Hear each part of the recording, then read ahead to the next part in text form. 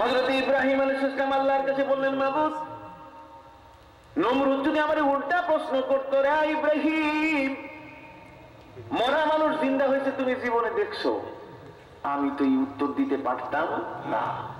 অতএব প্রভু আমাকে একটু দেখান, কাইফা তুহিল মাউতা, মরা মানুষ আপনি কেমনে জিন্দা করেন। আল্লাহ বলছেন, ইব্রাহিম, তুমি আমার প্রতি ঈমান আনো নাই? ক্বালা আওয়ালাম তুমিন, ক্বালা বালা ওয়ালাকিন লিয়াতমাইন্না কলবি। হ্যাঁ হ্যাঁ মাবুদ, আমি তো আপনাকে পুরো বিশ্বাস করি, 100 কিন্তু আপনি একটু যদি দেখাই দেন, কোনোদিন যদি চ্যালেঞ্জ হয় তাহলে বলবো আমি দেখছি। কথা বলেন না, আমি কি করছি? দেখছি। এর চেয়ে তার বড় চ্যালেঞ্জ হয় না। অতএব আমি এখন চাই আপনি একটু দেখাই দেন। আল্লাহ বলছেন, কোন জটিল বিষয় আমার কাছে নাই, এরকম আসমান বানাইতে বেশি সময় আমার কাছে লাগে না।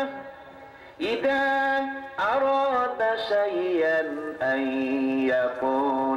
আইয়াকুলা লাহু কুন ফায়াকুন। কুরআন বলছে, ইদা কাদা আমরান ফাইন্নামা ইয়াকুলু লাহু কুন ফায়াকুন। যে কোনো জিনিস তৈরি করতে গেলে আল্লাহ শুধু বলেন কুন, হইয়া যাও, তার সাথে সাথে সেটা কি হইয়া যায়।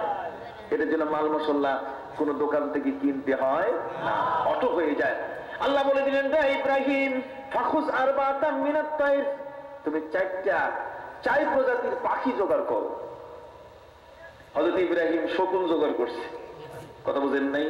সিল জোগাড় করছে, কাক জোগাড় করছে, কবুতর জোগাড় করছে। জানলা এই 4টা পাখি আল্লাহ বলছেন জবাই করো। 4টি পাখিকে জবাই করো। ইব্রাহিম 4 পাখিকে জবাই করলেন। এদের দেহগুলোকে টুকরো টুকরো করো, গোশতগুলো আলাদা করো। ইব্রাহিম 4টি পাখির দেহের সব চামড়া উঠাই দিয়া গোশত কেটে কেটে টুকরো টুকরো করলেন। আল্লাহ বললেন, ইব্রাহিম রে, এই 4 জাতের পাখির গোশতগুলো একসাথে মিক্স করে দাও। হযরত ইব্রাহিম সবগুলো মিক্স করে দিলেন। মিক্স করে দেওয়ার সাথে সাথে আল্লাহ বলে দিলেন, সুম্মা সুরহুন্না আলা কুল্লি জাবাল, আশপাশের যত পাহাড় আছে সবগুলোর উপরে সেই মাখা মিক্স গোশতগুলো সবগুলো তুমি ছিটায় দাও।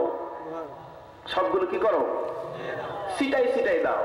হযরত ইব্রাহিম ছিটাই দিলেন। আল্লাহ তারপর সুম্মা সুরহুন্না আলা কুল্লি জাবাল সুম্মা দুরহুন্না ইয়াতিনাকা সায়া, এরপর ডাক দাও, হে কবুতর, কবুতরের সাথে মিশে যাও, কাক কাকের সাথে, সিল তিলের সাথে, শকুন শকুনের সাথে।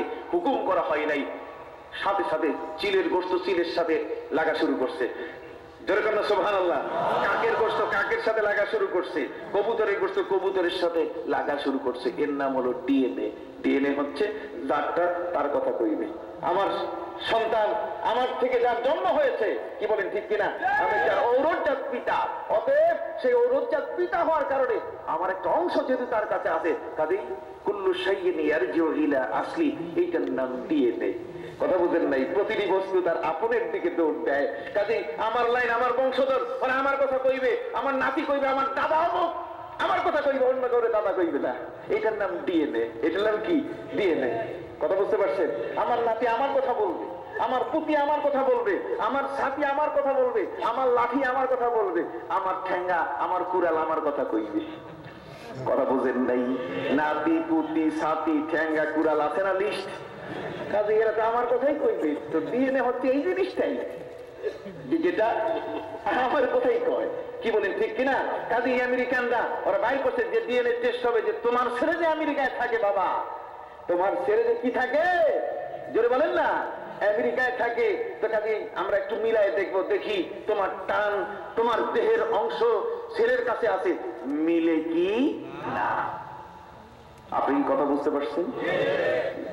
ডিএনএ কোরআন শরীফে আছে কিনা? আছে। এই জন্য আল্লাহ বলেন, আয়াহসাবুল ইনসানু আল্লান নাজমা'a ইযামা, মানুষ কি মনে করে তার মিশে যাওয়া গোশতগুলো মাটির সাথে পচে নষ্ট হয়ে গেছে, শুধু হাড়গুলো পড়ে আছে, আমি সেগুলো একত্রিত করতে পারবো না? আল্লাহ বলছেন না, তার হাড়ের সাথে গোশতের সম্পর্ক ডিএনএ আছে। অতএব ডাকার সাথে সাথে যদি আমি বলি কিয়ামতের ময়দানে ওই যার গোশত তার হাড়ের সাথে মিশে একত্রিত হয়ে উঠবে, যেরকম সুবহানাল্লাহ। এটা অসম্ভব কিছু। এখন ফিঙ্গারপ্রিন্ট কতক্ষণ না, ওই আয়াতের সাথেই আল্লাহ কোরআন শরীফের মধ্যে সূরা কিয়ামায় বলছেন, আল্লাহ বলছেন আয়াহাসাবুল ইনসানু আল্লান নাজমা'a ইযামা বালা কাদিরিনা আলা আন নুসাউইয়া বানানা, যেরকম সুবহানাল্লাহ। আল্লাহ বলছেন মানুষের হাতের আঙ্গুলের ছাপগুলোকে এত সুন্দর করে আমি তৈরি করেছি, এই পৃথিবীর একজনের আঙ্গুলের ছাপের সাথে আরেকজনের আঙ্গুলের ছাপের মিল হবে না। সুবহানাল্লাহ। একজনের আঙ্গুলের ছাপের সাথে দুই যমজ ভাই দেখতে একরকম দেখায়, কিন্তু দুইজনের আঙ্গুলের ছাপ এক ধরনের হবে না। যে কারণে গত কিছুদিন আগে 13 জন বিজ্ঞানী এই কোরআনের সূরা কিয়ামা পড়ে তারা মুসলমান হয়ে গেছেন, যেরকম সুবহানাল্লাহ। কাজে আলিফ লাম মিম যালিকাল কিতাবু লা রাইবা ফিহি, এটা এমন এক মহাগ্রন্থ যে গ্রন্থে একটি বিন্দু মাত্র সন্দেহ নাই। এটা যারা আল্লাহকে ভয় করে তাদের জন্য এই গ্রন্থ হেদায়েত দানকারী, তাদেরকে সুপথ দেখাবে। কি বলেন ঠিক কিনা? আসুন আমরা পবিত্র কোরআনের জীবন ব্যবস্থা গ্রহণ করে আমাদের জীবনগুলোকে সুন্দর করি। জালালি আল কোরআন গবেষণা পরিষদের যে মহান উদ্যোগ, তা যেন ঘরে ঘরে পৌঁছে যায়। এই কোরআনের গবেষণা যেন প্রতিটি তৃণমূল পর্যন্ত পৌঁছে যায়। সকলেই যেন কোরআন বুঝতে শিখেন, সকলেই যেন কোরআন পড়তে শিখেন, এই আশাবাদ ব্যক্ত করে আপনারা সকলেই ভালো থাকুন, সুস্থ থাকুন।